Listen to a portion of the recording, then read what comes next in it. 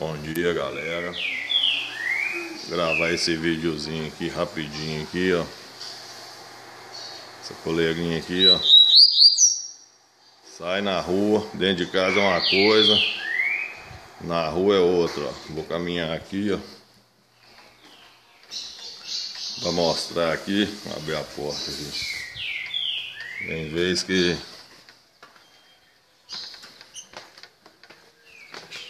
ó,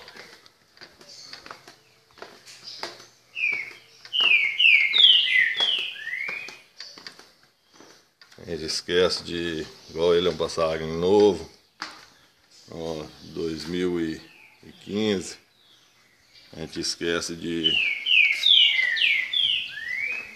só querer encartar canto e acaba esquecendo aí, ó, ó, saiu na rua, é um desespero, ó. Até que hoje ele tá mais maneirado, ó.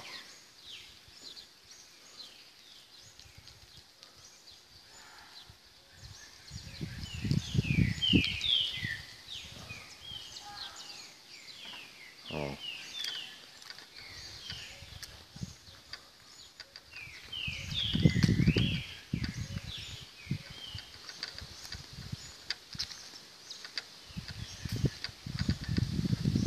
Gravando pra ter uma noção, que deixa só para encartar canto, preocupa com isso e acaba esquecendo.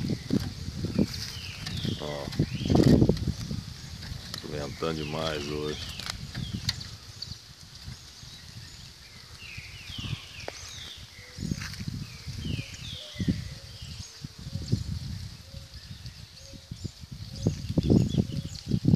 Assustado, ó.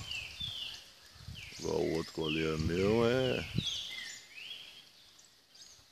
sai cantando. Hoje tá meio cismado. Ele ontem tava pior ainda.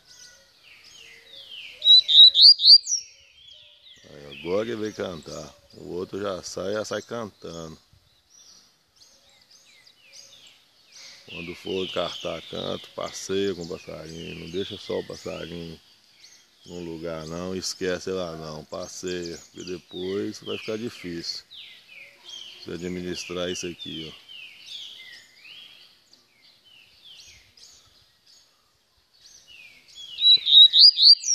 Tá meio cismado ainda. Põe para encartar canto, que ele é um coleiro filhote ainda, tem um ano e pouco.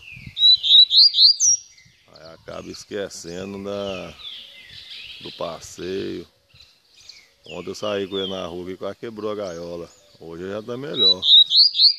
Aí, ó. Fica a dica aí, ó. Encartar canto.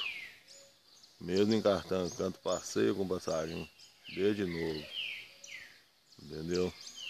Feliz ano novo pra todo mundo aí. Com Deus.